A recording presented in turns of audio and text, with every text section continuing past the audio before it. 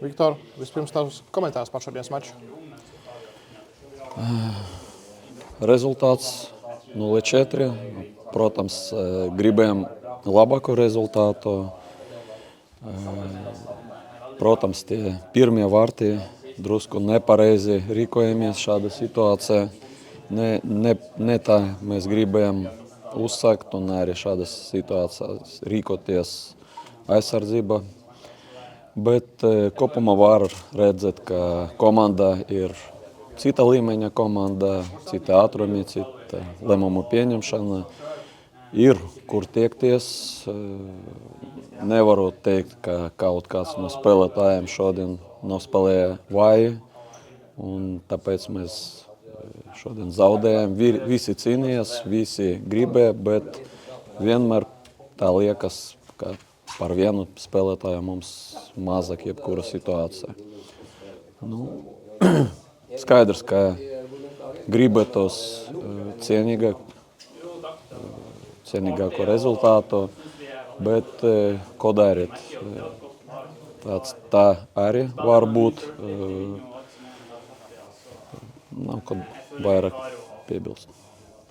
Kāda varbūt bija tā galvenā emocija ģērbtuvē pārtraukumā un arī pēcspēles? Tās bija dusmas vai tieši saprašana, ka spēlētājiem ir cits līmenis? Saprašana, tikai saprašana. Mēs kā viena laiva esam, mēs visu redzam un gribējām drusku pamainīt pārtraukumā arī mūsu izvietojumu. Mēs sapratām, ka būs citas problēmas un arī to redzējām. Jo pretinieks ļoti labi reaģē uz jebkuru situāciju, kad mēs esam bez bumbas. Drusku vairāk, man liekas, mēs varējām izspiest no situācijām, kad mēs bijām ar bumbu, it kā bija plāns, it kā mēs pareizi visu darījām, kaut kur bija labi tādi piegājieni, bet, diemžēl, līdz vārtiem nepietika. Bet kopumā nebija nekādu dusmu, gan arī pēc spēles visu sapratām. Es nevaru nevienam no spēlētājiem pateikt, ka viņi šodien tā spēlēja ne ar pilnu sirdi. Tas bija redzams, ka mēs visi gribējām, bet tā ir ļoti labi arī mūsu nākamajām spēlēm saprast, kur tiekties. Ļoti grūti pirmajā puslaikā klājās aizsardzības slavajā malā. Tu sajūti, ka tur var kaut ko labot, vai vienkārši saprati, ka pretinieki ir labāk tieši tur izmantot tās zonas? Bet otrajā puslaika bija labāk. Tas no rezultātu viedokļa. Bet bija smagi, bija. Bija smagi, jā. Mēs visi labi sapratām, ka Daniels nav malējas aizsargs. Viņam ne ļoti patīk tur spēlēt malā, tieši viens pret vienu. Tāpēc, protams, mēs ļoti daudz ļāvam pretiniekam saņemt tās bumbas. Ja jūs redzējat, arī mēs gatavojamies tam, jo pretinieks hibrīdu schēmu izmantoja vienmēr viņiem bija kreisā mala plus viens spēlētājs, vairāk nekā labajā malā. Tāpēc arī Adamam bija ļoti svarīga loma. Un Jānis, viņš arī bija tāds spēlētājs, kuram ir jāpalīdz. Pēc tam nomainījām Cedriku, Cedrik jau palīdzēja drusku vairāk. Bet it kā neko jaunu mēs neredzējām, it kā gatavojamies tam, bet ne līdz galam mēs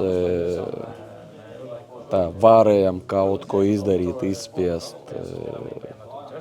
Varbūt vajadzētu spēlēt ar 3 centra aizsargiem, lai mums būtu plus viens spēlētājs tur, bet, diemžēl, tagad mums nav tāda labas malas wingbacka.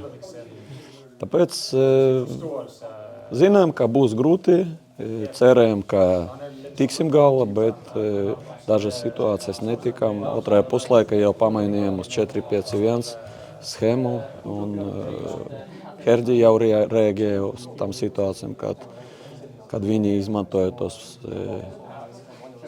pusflangus. Jo galvenā bīstamība ir ne viņu tiem pusflangiem un cutbackiem.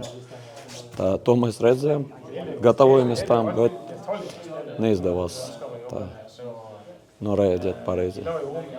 Vai pirms spēles varbūt bija apdomājis tieši to minēto schēmu ar 3 centra aizsargiem? Jā, protams, mēs domājam, bet atmetam to, jo nebija mums, kā es jau teicu, spēlētāji, kur varētu spēlēt mālā tā pilnvērtīgi. Tāpēc atmetam bija tikai 2 varianti, vai 4-2-3-1, jā, vai 4-4-1-1 vairāk, vai 4-5-1. Mēs zinām, ka Berka ir ļoti svarīga figūra un spēlējot 4-5-1 viņš būtu tāds viens un viņš ir tāds spēlētājs, kurš ar savam piespēlēm vienmēr starp līnijām atradīs spēlētāju. Otrajā puslaika jau spēlējam šādu schēmu, bet bija tās problēmas, bet kaut kur mēs varbūt labāk, varbūt pretiniekam jau nebija tādas aktivitātes otrajā puslaikā. Bet kaut kur būtu labi, ja būtu mums vēl viens spēlētājs laukumā. Spēles sākumā arī tas trieciens, ka Emersons dabūja savainojumu, kas notika, kā tas ietekmēja tās iedomas, kā varēja spēlēt izcīnīties. Jā, protams, Emersonam bija svarīga loma šodien. Protams, ka mēs zaudējot viņu, mēs zaudējam arī svarīgu spēlētāju mūsu uzbrukumā. Tas ietekmē, jā, protams, bet es arī gribu pateikt, ka Cedric, manuprāt, ļoti labi iznesa jau pirmajā puslaika, pirmajās minūtes laukumā.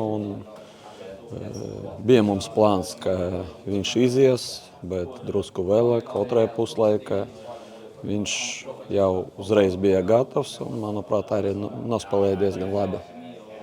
Vai tici, ka Rīgas spēle var krietni atšķirties pēc gaitas, pēc scenārija no šodienas? Ticu, jā, es ticu. Protams, jau spēlējot vienu reizi ar pretinieku, mēs labāk viņu sapratām.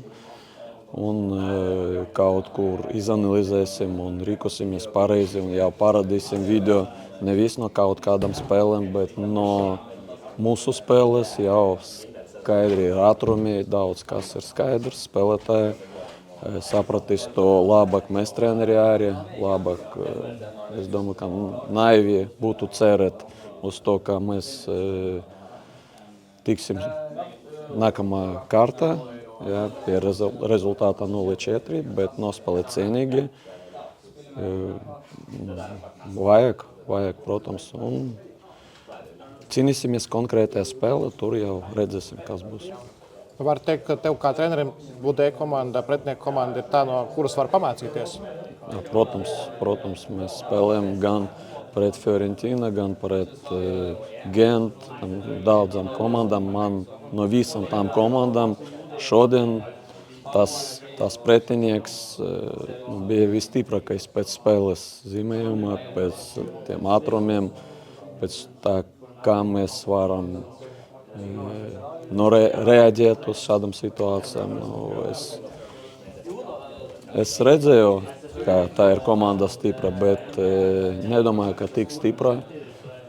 Šodien, protams, nebija tādas spēles, Eirokausā arī spēles, kur būtu tik grūti, kā tas bija šodien, ne pret vienu pretinieku. Paldies! Paldies!